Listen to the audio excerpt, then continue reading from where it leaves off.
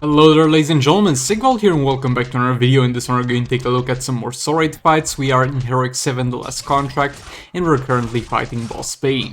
In this fight I'm using the Batman Ninja team with Beta Club at level 10 on Grodd. We're going to have Brainiac with the level 10 God Killer, yeah, got the God Killer at level 10 in the meantime, and the level 4 Prometheum Sword on Robin.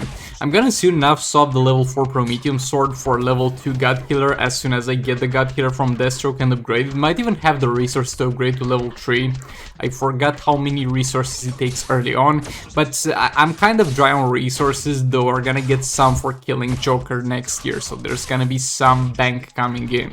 And I still have some leftovers, so yeah, that's Prometheum Sword will soon not be mentioned, most likely for a long ass time. But yeah, we got all lethal stacks with this, and we got Boss Bane cornered, and we're just gonna combo and chop him. This man can be very annoying if you can't combo and chop or infinite combo him, because you can't block his specials after you use a special of your own. And I can tell, though, for me it's easy, okay? This man's mechanics basically don't exist unless I mess up, but I simply can't imagine the difference in fighting this boss for people who are able to combo and chop and use an infinite combo, and the people who just don't do it. That boss might be hell for them, but for me it's one of the easiest final bosses, and I'm not bragging, I'm just trying to point out the difference in gameplay that might occur with that boss. Might be the easiest for me, might be the hardest for you. So let me know in the comments how you personally feel about Boss Bane. And yeah, we got some crappy rewards. Next up we have Boss Joker here. We're going to use the Confluent Sakoman with Nora Snow Globe team. We have Firebox on Rocker Fate to extend our combos. We have Atrocitus for power steals. The first clone got tagged in. We're going to slow down the fight a bit here because I think the clone side of things is a little bit more interesting. Because with Confluent Sakoman, no matter how badly we mess up, we're gonna eventually get done what needs to be done. But with the clones, you make one mistake and they're dead. I'm trying to do the jump attack infinite combo, and there I didn't block in time or something, so that clone did not have a great life.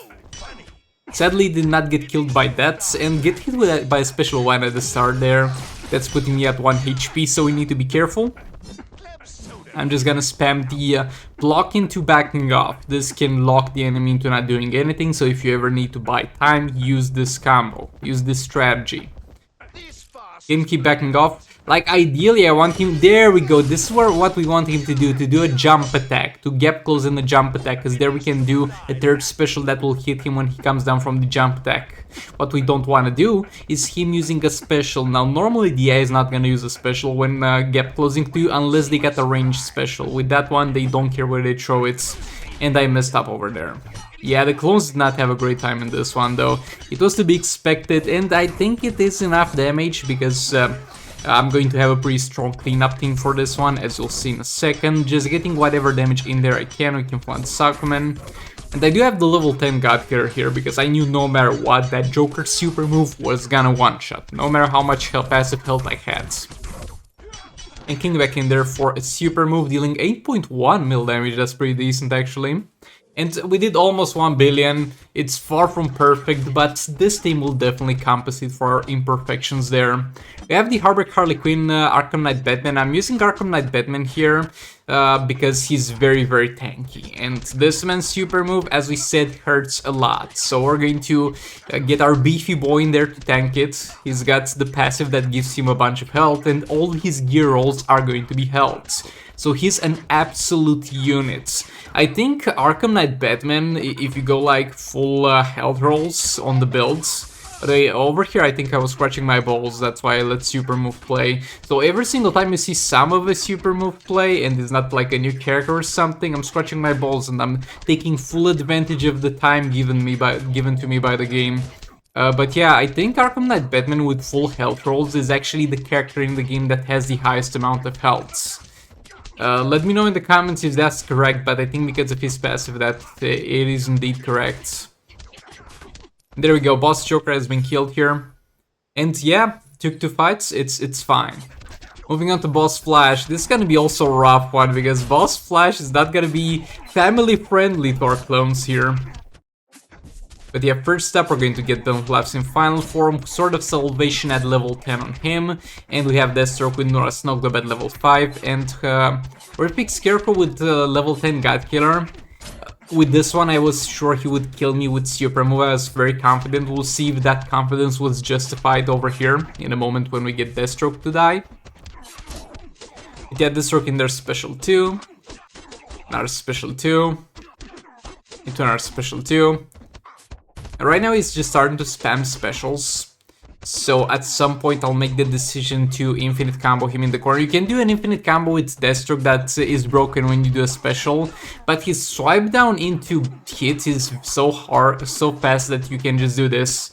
3 hits, swipe right, 3 hits, swipe down, 3 hits, swipe right, 3 hits, swipe down. The enemy is gonna block from time to time, but you should be fine most of the times.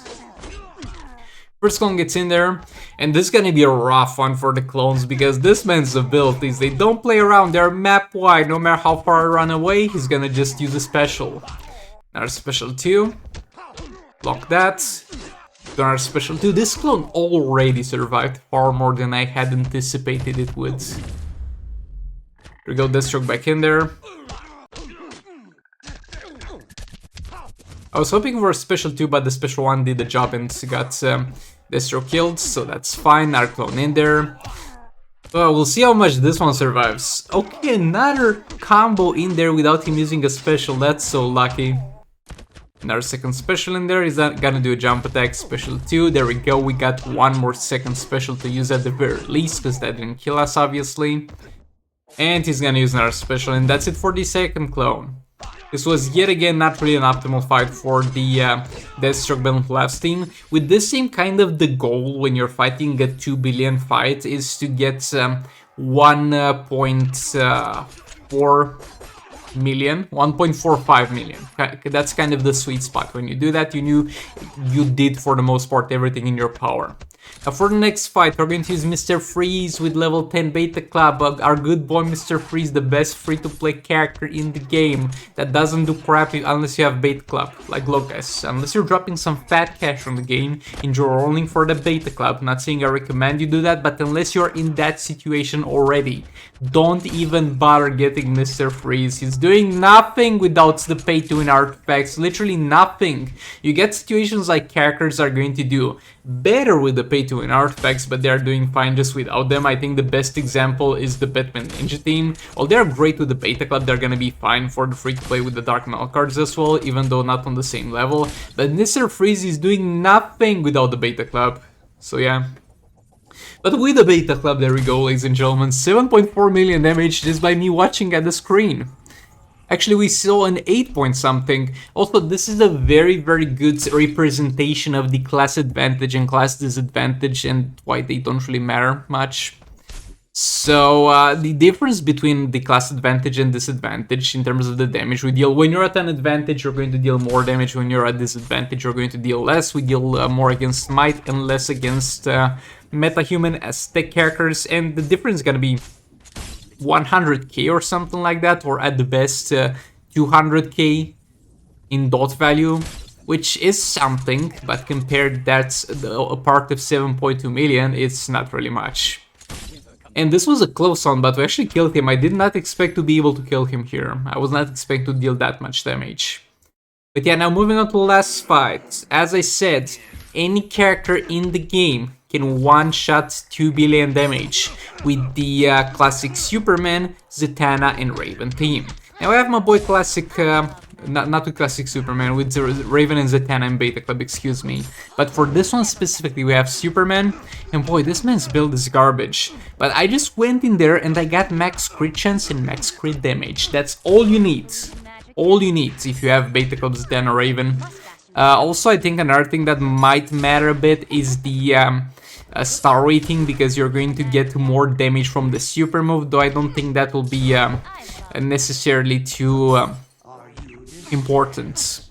Also, I failed the 2 billion one-shot with this team that I did not post, and that further proves the point of the crit damage and crit chance mattering the most. I went in with Multiverse Armor Supergirl, and Multiverse Armor Supergirl, as you know, is going to get most of her crit chance and crit damage from Multiverse Flash. But I was like, nah bro, she's gonna be fine. She dealt like 8 mil dots damage with this team setup compared to the other guys. If you don't know the usual damages with this, you're gonna see them in a second.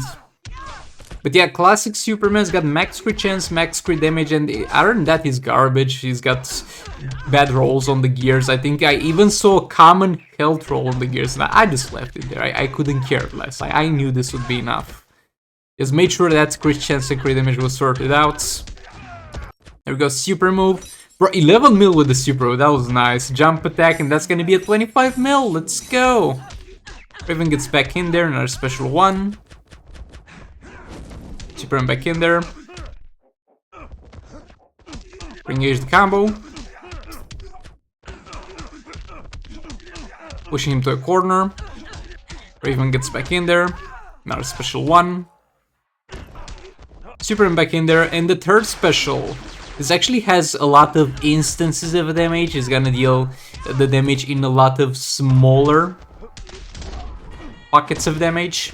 And it's not much damage, but it looks like much because you see a lot of values flying up. With this amount of buffs, you're gonna see some serious damage from the third special, no matter what characters you're using.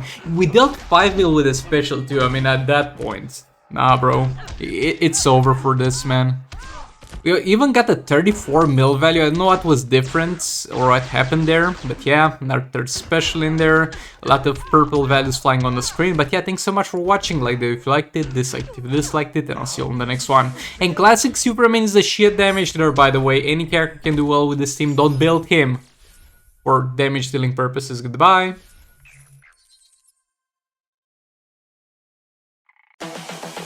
This is the future.